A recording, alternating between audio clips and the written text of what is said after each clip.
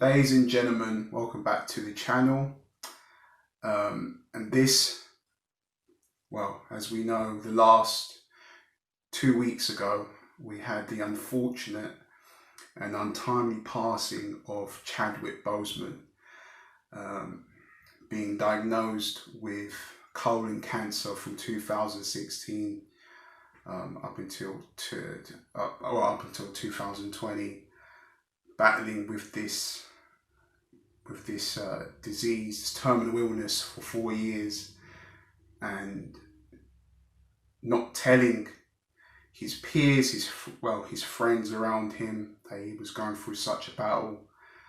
And in that time period, bringing 8 movies to his audience. It's something that I'm actually still trying to comprehend, fathom, and actually get my head around that. He done all of that and was a part of 8 movies in that time period, and I can only commend his heart, his bravery, his courage, and it really just goes to show that there was just such a poise about Chadwick. Now, I think it's important to talk about my experiences from watching his movies and the things that I've learned from watching Chadwick Boseman's performances. Now, with me, my first time seeing Chadwick on screen was watching Civil War. And a funny thing is with Civil War was that it was actually my first time watching a movie in IMAX, in the biggest format you could get at the cinema, and arguably one of the best experiences you could have at cinema, to watch a movie in IMAX. And I remember the effect that he had on that movie. And during that time period within the MCU, there was this paradigm shift that Marvel wanted to create more grounded movies, and I felt like Chadwick's interpretation had a profound effect on me. And with T'Challa's arc in that story, if you let anger and hatred get the better of you, it can consume you. And there was a very wholesome message in that movie. And me reflecting on Civil War, it's been really the cornerstone of how I approach my own work, with if it's my YouTube channel or if it's me writing scripts. That movie had a very good effect on me. And then obviously Black Panther came along, and the rest was history. Just, you look back and it feels almost surreal.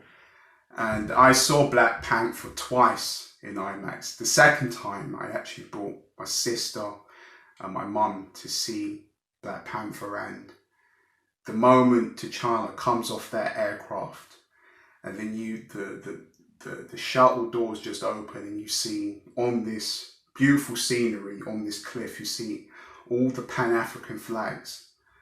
I knew that something special was happening. And then Infinity War, Endgame. And Endgame makes me remember the power of cinema. Now, we all go to the movies for a level of entertainment, a level of escapism. And, let's just say that within that week, leading up to Endgame, I remember the mental space I was in before going into that movie. I wasn't happy-go-lucky, so to say.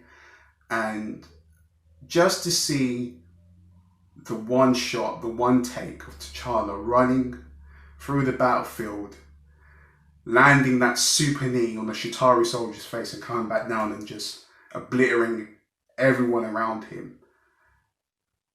I mean, my friends can vouch for me, and they know that this happened. When he done that, I legitimately came out of my seat. The level of euphoria, the level of just happiness he gave me in that moment is something. That moment is like, it was a moment I'll remember for years to come, for the rest of my life. And the whole atmosphere of everyone, just the excitement, everyone just bouncing from pillar to post in that cinema, it meant the world to me. So yeah, and I think it's integral that, because I'm seeing a lot of conversations now of people saying, well, what is next for the MCU and so on and so forth. And I understand that people are still trying to, I think people are going through this level of denial as to what's happened, and they're not really accepting what's happened. And, you know, conversations of who will be the next Black Panther, who will be this and who.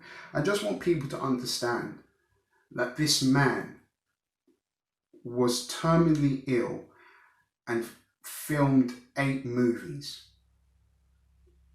And that's a testament to his heart, and obviously how much he cared about his audience, about the message he wanted to relate to his audience. And that is something that really gets me. I understand I just want to reiterate, there's going to be another time to have these conversations, but for now, what I will be doing, I will be honouring this man's work, because he honoured his audience. You know, he gave back to us in ways that we obviously can't comprehend now, and I don't think we will comprehend in the future. He loved us unconditionally, and I think that's amazing. So what I will be doing for the future of this channel, you will be seeing reviews for Get On Up, 42, Marshall, as well as other performances that he was in, and obviously 21 Bridges he was in.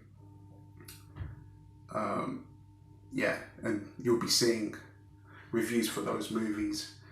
But yeah, it's still bittersweet, still something that obviously all the fans are still trying to process, and I just think for now we need to honour his work wholesomely, because he honoured us. And I made this video because I think that obviously I was still trying to process the whole whirlwind of this situation.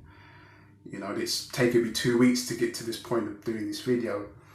And another point is, I don't understand why fans have jumped on the back of